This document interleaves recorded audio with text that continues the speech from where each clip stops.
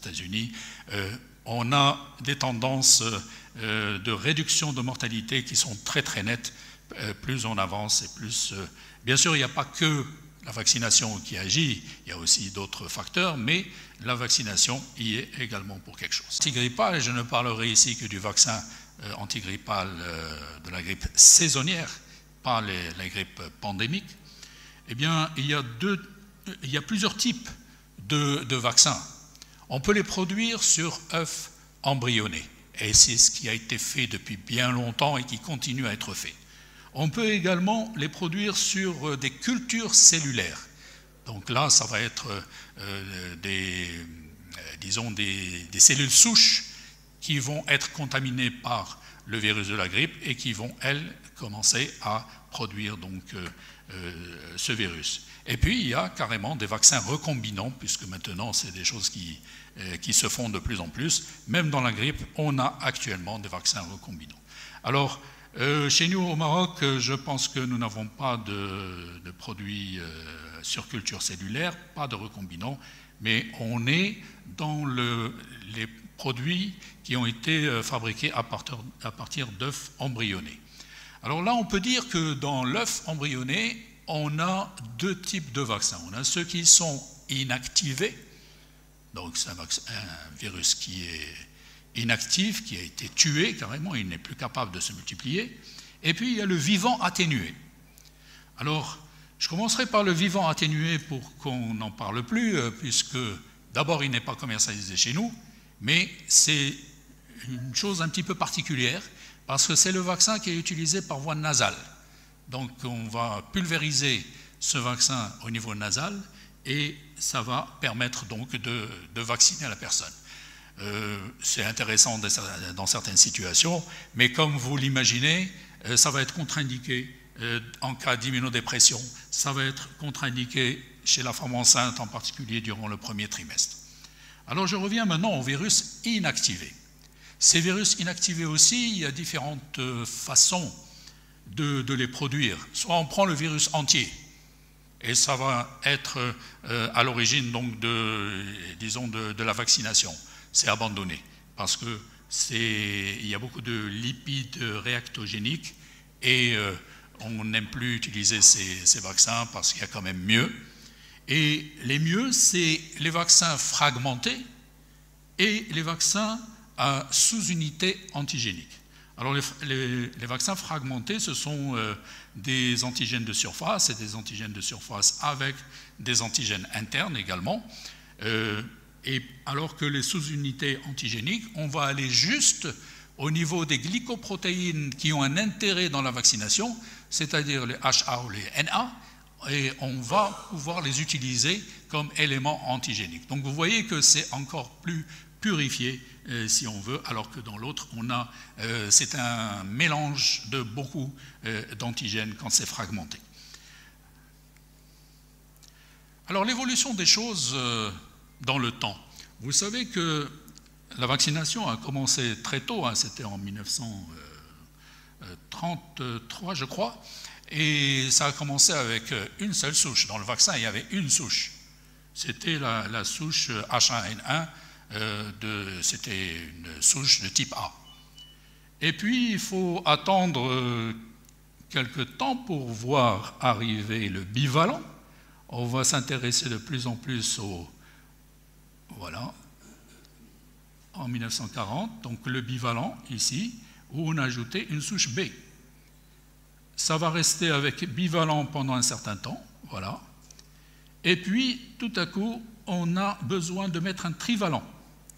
Pourquoi? Parce que le besoin se fait sentir, parce que le bivalent n'est plus suffisant pour conférer une bonne protection, parce qu'il y a de nouvelles souches. Eh bien, on est resté trivalent pendant un certain temps, jusqu'au moment où il s'avère qu'on a besoin d'être également quadrivalent. Alors, dans le trivalent, on avait deux souches de A et une souche de B, et puis quand on arrive au quadrivalent, ce sont deux souches de A et deux souches de B.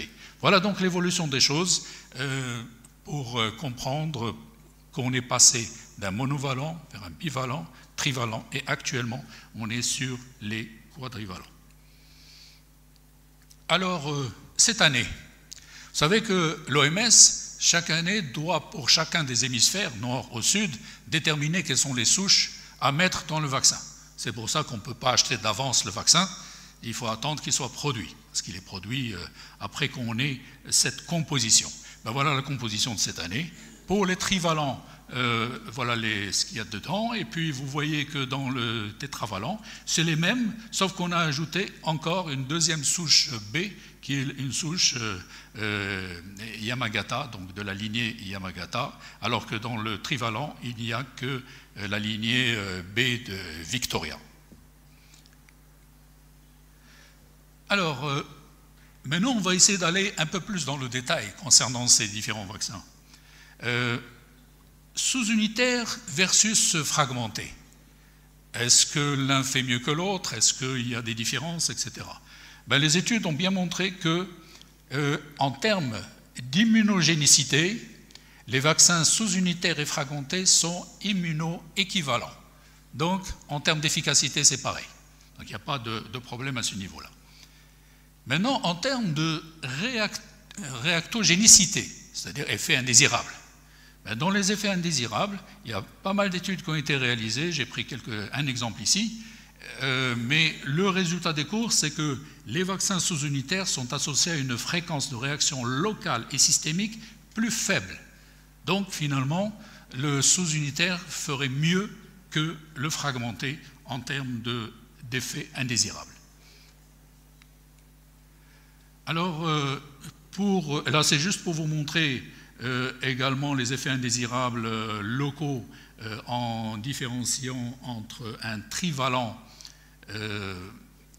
un sous-unitaire trivalent et un fractionné trivalent. Voilà, vous voyez, il est évident qu'il y a plus de réactions locales en termes de douleur au niveau du muscle avec le fractionné qu'avec le sous-unitaire, alors que pour le gonflement, c'est pareil, et quand on associe les deux, c'est pareil, on retrouve cette différence importante au niveau local, et on sait que c'est important pour la population de recevoir disons, un vaccin qui est bien toléré localement, parce qu'immédiatement, il y a une réaction de l'individu et qui peut être négative. Alors, maintenant, est-ce que, en passant un quadrivalent, est-ce qu'il y a problème? Est-ce qu'on pose problème? Est-ce que le quadrivalent fait mieux que le trivalent?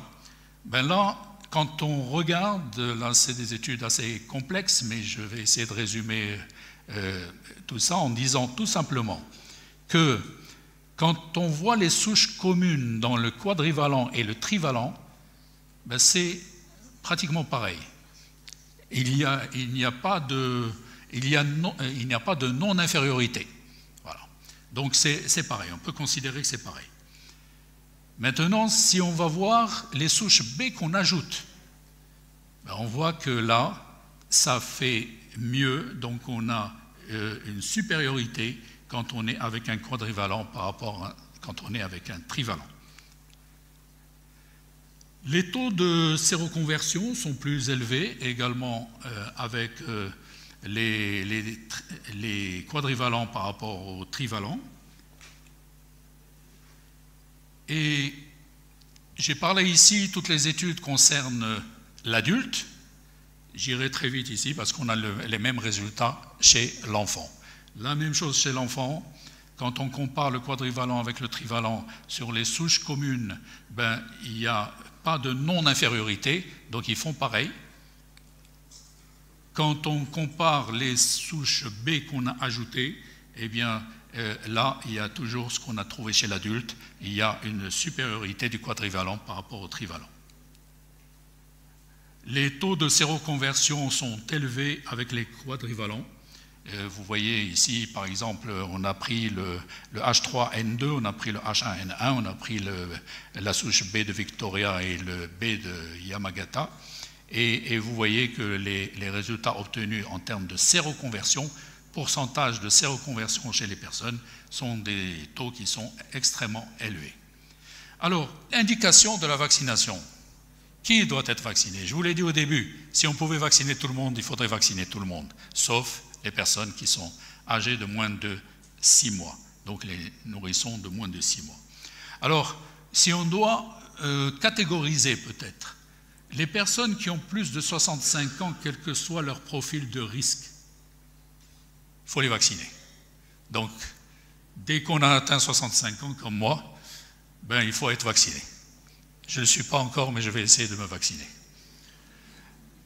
Là, attention, on en a besoin du vaccin, mais il y a une immunosénescence.